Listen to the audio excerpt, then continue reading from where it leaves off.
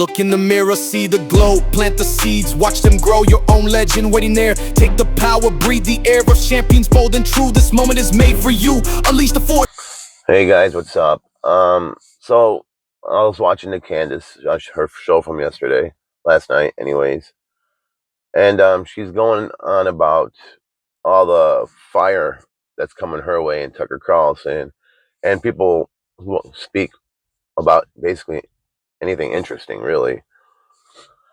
But anyways, one thing you have to realize is the people who have the most to gain by shutting down free speech are the same ones who have the most to lose. So it's an art form to these people, right? So basically, they have to be on all sides of everybody's conversation. I could be talking to a tree. If I'm a notable person, you'll have someone go there and debunk the conversation I had with the tree, because they have to make sure every outlet, basically they want to unplug everybody's outlet and then follow the cord back to the person who's actually using it. And then that's like metaphorically for speech. So you're not going to convince me by saying, Tucker, like B.Shapiro, for example, Tucker Carlson, Candace this and that and that. They're saying these mean things. They're, anti-Semitic. They're, anarchists, whatever. It's big word to make them sound smart and right. And they say that because they were speaking too much. Again, and then they go on and on about free speech being important. It's like, I'm so tired of this, on and off when free speech is important. So you can press play to a 10-minute conversation. And if they like what they're hearing, free speech, free speech, free speech. The first time they hear something they don't like, no, no, no, no, no. That's anti-Semitism, or that's this, that's that. Then back to good things, free speech, free speech. And again, something they don't like, it's not about free speech, it's something, it's like, oh God, just, we get it, you guys, you're crooked, fine. Just like, you know what I mean? Like when they do advertising, they have different type of advertising for different age groups.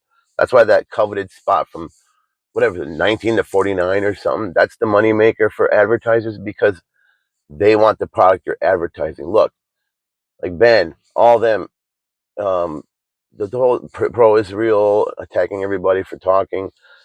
Preach to your audience. I mean, why are you going in different platforms about people who are not even on your team, talking about them? Well, you should, I guess, if you're trying to get people to believe you. But I don't know. I think we need to go that far out. You're not trying to get people to believe you. You're just trying to get people not to believe someone else. That's totally different stuff. And it doesn't stop there. And then Candace, everything she says, if she said, "Oh, nice blue sky today," they're going to call her anti-Semitic. Why? Because blue is this color for sadness, and Jewish people were in the Holocaust years ago. You're talking about Jews, aren't you? It's like, enough. Like Stephen Miller, remember he's on Trump's administration. He's pretty powerful, and his wife was on Piers Morgan, and Cenk Uygur, who was just saying something about how like Israel's doing this and that. I mean, anything he said, it just went back to Piers. Why aren't you stepping in? They're harassing your audience, or your commentator, one of your commentators you invited on the show. Why aren't you saying something? Piers like, what do you want me to do? I mean, I'll let you both talk. I did tell him not to say the bad things, and she just come out and she actually kind of threatened Cenk, because her husband's position, Stephen, he's got power, I guess. He can probably deport people even if they have a citizenship. That's what she was insinuating, or actually kind of saying it. And because he said something bad about Netanyahu, she equated that to her kids being attacked by anti-Semitism. And he's like, "What are you talking about? I'm talking about this person."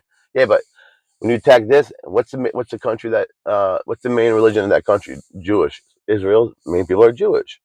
So that means you're anti-Semitic. And he's like, "That's ridiculous." And if you go and see it, it's more comical than it is serious, obviously. Anyways, so from there, Candace goes into um, how she's been getting a lot of messages from people saying she needs to comment about Erika, Kirk, and I'm not saying she got offended, but she is a little bit more aggressive than she normally is, and she was like kind of annoyed, saying, well, "What can I say about her? She didn't lie about anything for me to call out. She didn't really do anything for me to have called out anything out. So what would be the point? Well, she kind of got annoyed. You could tell she's a little bit annoyed. And then she's just going on about how we'll know more about Erika because she has this upcoming interview with Jesse Waters.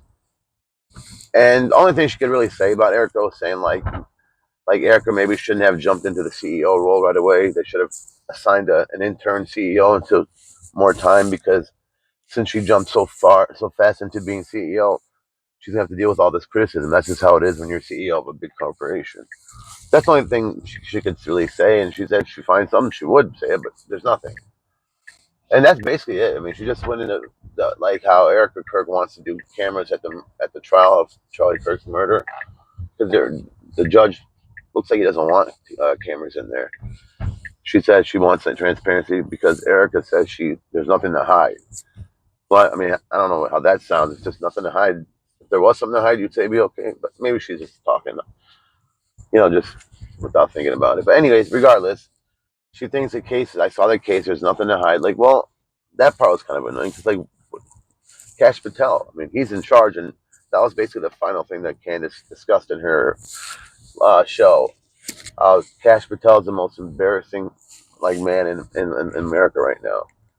She dogged him pretty good. She was dogging him based on some tweet that he released because he was taking a private jet to see his girl sing the national anthem uh, at some game or something, and I don't know. People were calling him out for it, saying, "Why are you using a private jet, FBI's jet, for your personal use?" And then we find out, well, because they have to. Like FBI directors can't go in commercial flights; they have to have a private jet. But people still weren't happy because they said, well, when it was the other way, when you weren't directing people before you were, if that's how it was, then why were you talking shit about him? Why were you criticizing him? And then, but he didn't really. The tweet he talked about was about his partner. He called, which is weird. I thought that's what he called like your gay partner, like lover partner. That's maybe, whatever. But regardless, anyways.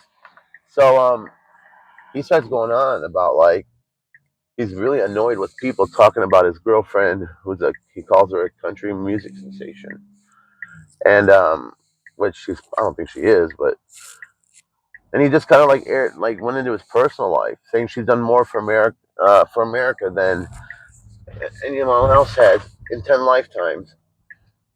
And Candace thought that was pretty funny. She was like, "What does she do?" Candace thought she's a sweet girl, that whoever he's dating, but she was laughing about that part. But and that's basically everything. That's all she did. I mean, nothing newsworthy. I mean, she did go on about, like I said, B.Shapiro and shit, and how her and Troy didn't really like him that much. But and that's it. There's really nothing else exciting about it. So, anyways, if you guys don't mind, please give me a thumbs up if there's anyone out there. And I gotta go back to work. But all right, take care. Bye bye.